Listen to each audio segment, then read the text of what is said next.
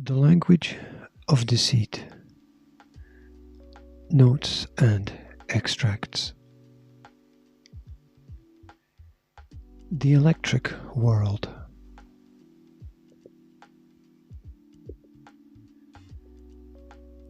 We need time to process all of the events happening in life.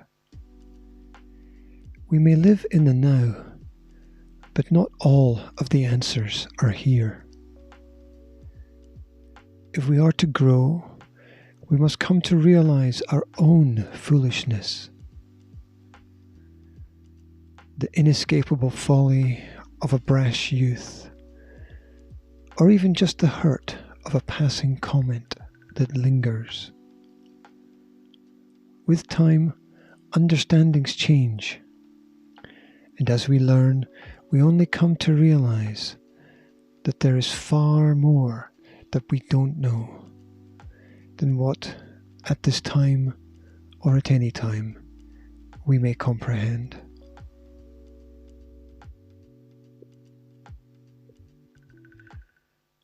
I reflected on the events of the previous day. Seeing the heavy steam-driven machine from 1910 gave me a lot to think about how everything was so different in the past and how easy we have it now. I guess it was just not practical to have to carry loads of coal or kindled wood in the back of your vehicle, although it seemed to work quite well for trains for some considerable period of time. What was once new is now old, and what was once good is now bad. Wasn't Stephenson, who built the classic rocket steam engine, a Scot? Wasn't that something to be proud of? I wondered. The immense effort required to design and construct such a machine is by today's standards unfathomable.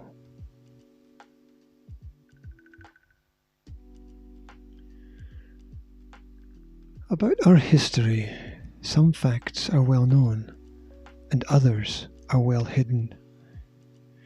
Did you know that at the turn of the 20th century, there were as many electric-driven cars on the road as those powered by other means? These cars were by and large safer, cleaner, noiseless, faster, and easier to maintain. I don't remember being taught that in school.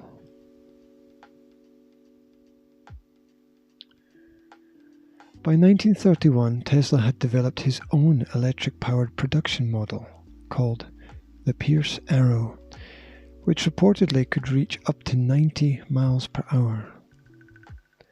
This reference is from Cipher Wizard, The Life and Times of Nikola Tesla, page 419. Now, if we fast forward and see how far we have really come, the only true commercial development of this technology was GM's EV, which stood for Electric Vehicle, number 1, which was produced in the USA from 1996 to 1999, and then leased, not even sold, in California until the government decided to retain or repossess all the cars and crush them in 2002. Even more bizarre is the fact that this happened despite the fact the owners protested and even took legal action against the state.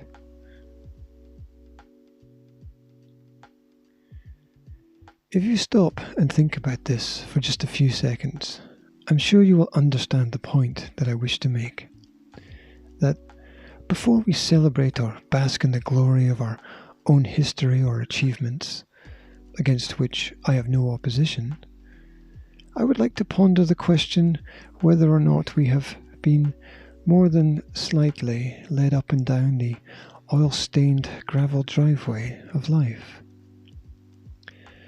A little light often shatters complete darkness.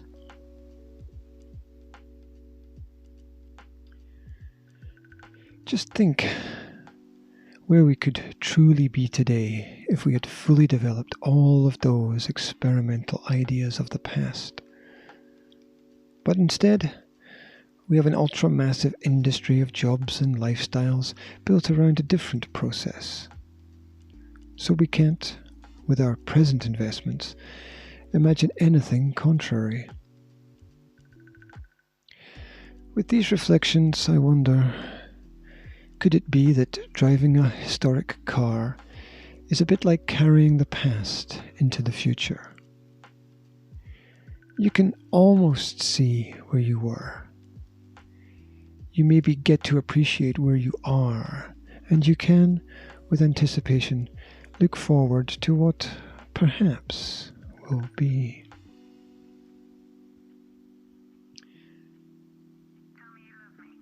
Each one of us, if we truly desire, can always have a say in the future. At times, to see that way forward, we must look back very carefully by ourselves. And no one can do this for us but us. It seems that yesterday matters just as much as tomorrow.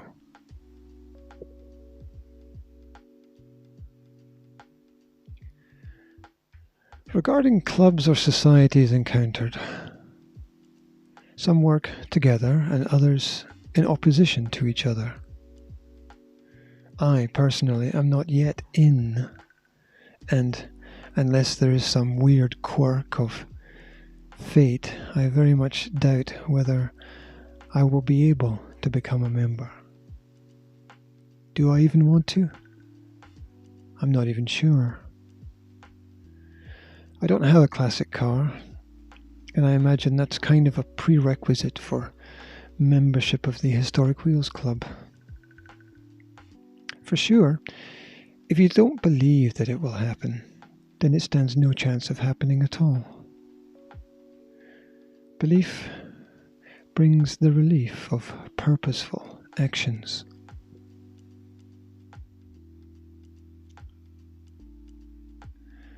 Time and tide have taken my life in many different directions, and I have drifted with the currents and seen which way the wind blows.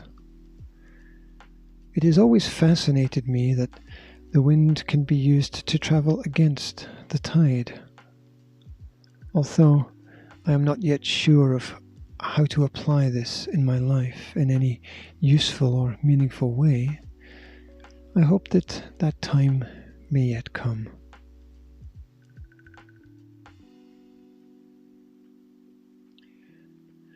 Whether this year's initiation is enough to tempt me back again next year, I don't know. Whether my father will allow me to sit behind the wheel of one of his historic cars again after, or even if he reads this, I don't know.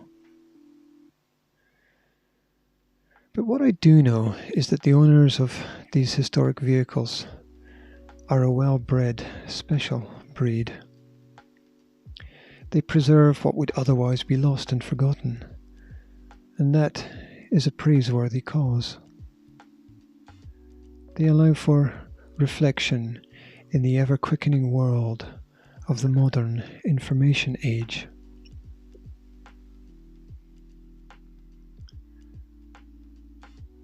At the present pace of change, we are likely to either lose or forget much of what we have known or learned. The technology of tomorrow will become far more powerful than even the greatest minds can imagine. And there is a distinct possibility that those who integrate modern advanced technologies into their life will develop godlike powers that no man should possess. Without a definite moral compass, this could have a devastating effect.